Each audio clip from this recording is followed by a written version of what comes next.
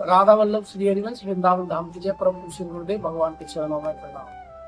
तो आज की यह वीडियो स्पेशल शुद्धता को लेकर होने वाली है। आज मैं इस वीडियो में शुद्धता के बारे में बात करूंगा, क्योंकि कई भाइयों के जो कमेंट थे कुछ इस प्रकार के स्पेशल 3 कमेंट आए हैं, जिनके बारे में इस वीडियो के दौरान मैं बात करूंगा। तो आप लोगों को निश्चित ही पता चल जाएगा कि हमें किस अवस्था में श्री जी की सेवा करनी है और कौन सी अवस्था में हम श्री जी की जो सेवा है वो नहीं करनी है। तो उन सारी चीजों को लेकर आज इस वीडियो में मैं वो सारे डाउट आप लोगों को क्लियर करने वाला हूँ। तो आप सबसे रिक्वेस्ट है इस वीडियो को अंत तक जरूर देख लें। आप इस वीडियो को अंत तक देखोगे तो आपके ही सारे जो डाउट है वो क्लियर हो जाएंगे। तो आप लोगों को बार बार कमेंट करने की जरूरत नहीं पड़ेगी और दूसरी वीडियो भी देखने की जरूरत नहीं पड़ेगी। तो आपके जो सवाल हैं मैं इस वीडियो में आज क्लियर करने वाला हूँ। चलिए करते हैं वीडियो को शुरू श्री हरिवंश। तो देखिए, सबसे पहले मैं आप लोगों को बता देता हूँ जो कमेंट है वो इस प्रकार है। जो भाइयों के कमेंट आए हैं वो इस प्रकार है। तो देखिए, सबसे पहला कमेंट तो कुछ इस प्रकार है कि भैया हमें ये बता दीजिए कि जैसे कि हम गृहस्थ जीवन में जी रहे हैं, हमारी शादी हो चुकी है हम, और जब हम गृहस्थ जीवन का पालन करते हैं तो उस दौरान हमें जो स्नान की प्रक्रिया है वो किस प्रकार करनी है। हमें पूर्णतः स्नान करना है या आधा स्नान करना है, उसके बारे में मैं आप लोगों को बताऊंगा कि पूर्णतः स्नान और आधा स्नान क्या होता है। तो पहला कमेंट तो था यह है। अब मैं आप लोगों को बता देता हूँ दूसरे कमेंट के बारे में। दूसरा कमेंट ये था वो इस प्रकार था कि भैया जैसे कि हम पहले अपने घर में जो हमारा रसोई घर है, हमारी किचन है, उसमें हम पहले अभक्ष बनाते थे, जैसे कि मांस मगरा ये सब सारी चीजें नॉनवेज वगैरह हम बनाते थे। तो अभी हम जो पूर्णतः ठाकुर जी के चरणों में चले गए हैं, ठाकुर जी की सेवा कर रहे हैं और ये सारी चीजें हम छोड़ चुके हैं। तो अभी हम कैसे आगे का जो जीवन है उसको निर्वाह करें और कैसे अपनी रसोई घर है उसमें सेवा है उसको बना सकते हैं। और अब बात कर लेते हैं तीसरे कमेंट के बारे में। तीसरा कमेंट कुछ इस प्रकार था, जैसे कि हम किसी लंबी यात्रा पे जाते हैं, 2-3 दिन की यात्रा पे जाते हैं, ट्रेन में जाते हैं या बस में जाते हैं, किसी भी चीज से जाते हैं, 2 दिन की यात्रा पे, 3 दिन की यात्रा पे, और अपने साथ आजकल तो जैसे कि ठाकुर जी रहते हैं, हमारे लड्डू गोपाल हैं, सभी सेवा करते हैं।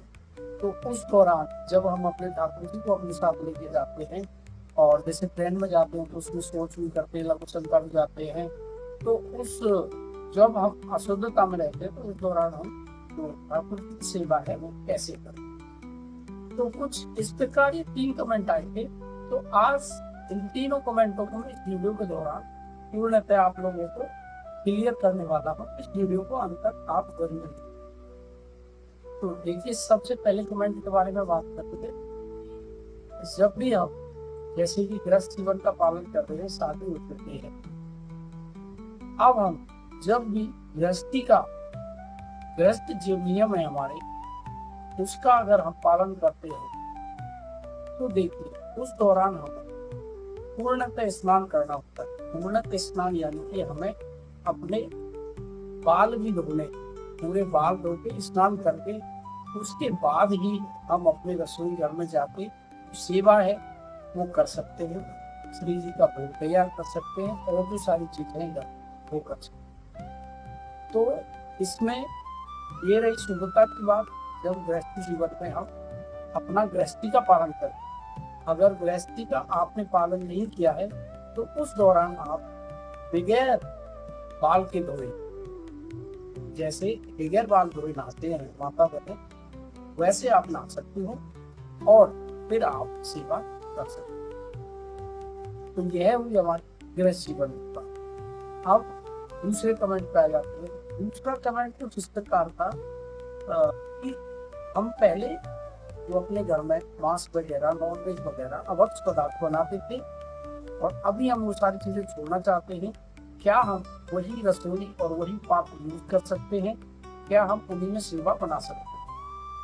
तो देखिए, सबसे पहली बात तो ये है कि आपकी वो है रसोई, आपको है पात्र, बिल्कुल अशुद्ध है, ना तो आप उन पात्रों को यूज कर सकते हो और ना ही उन पात्रों में कोई सेवा आप बना सकते। तो सबसे पहले आप, अगर आपने ठाकुर जी के चरणों में सरेंडर कर दिया है, भगवान के चरणों में जा चुके हो, तो पहले आप जो करते थे उसको भूल जाओ। अभी आपको क्या करना होगा, नई तरीके से अपनी नई जिंदगी का जो शुरुआत है वो करनी। सबसे पहले उन पात्रों को आप बदलना पड़ेगा, वो पात्र आपको बदलने पड़ेंगे, नए पात्र आपको लाने पड़ेंगे। ठीक है।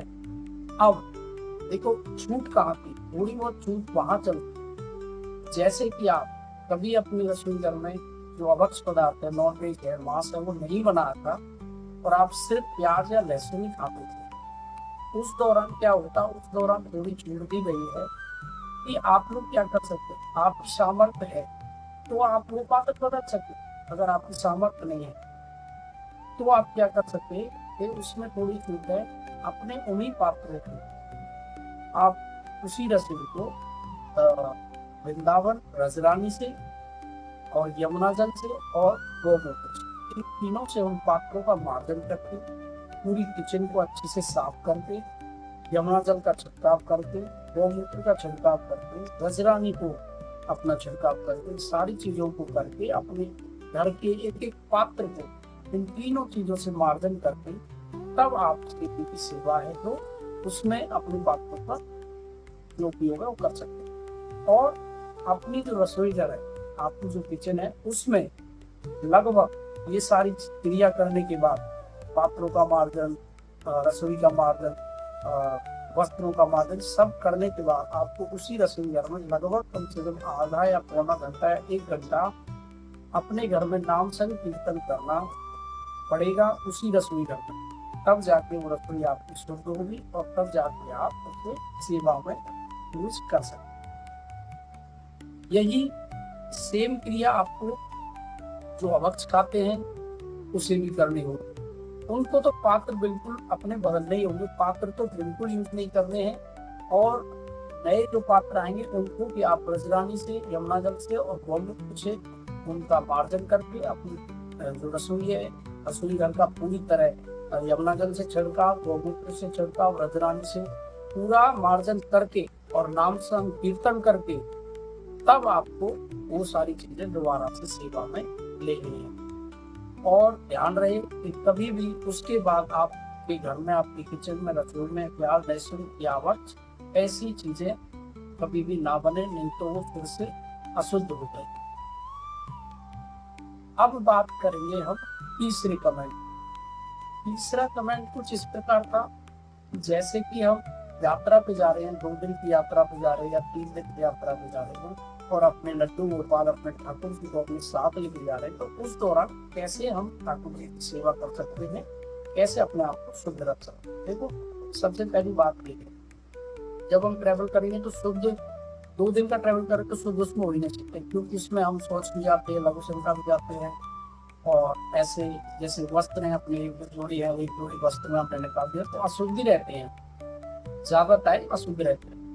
तो जैसे ही हम घर से अपने ठाकुर जी को लेके जाते हैं उस टाइम हम शुद्ध रहते हैं, नादों पे जाते हैं, भगवान जी को भोग वगैरह पवा जाते हैं। और जहाँ हमारी सीट होती है, जैसे कि ट्रेन में या बस में, जैसी भी सुविधा आपको दिखे वहां पर अपने ठाकुर जी को पकड़ा के, अब आपको क्या करना है, जैसे ट्रेन में आपकी 2 दिन की या 3 दिन की यात्रा, तो 3 दिन तक आपको ठाकुर जी को बिल्कुल स्पर्श नहीं करना। जहाँ एक जगह ठाकुर जी रखे हैं उनको रखे रहना अच्छे से।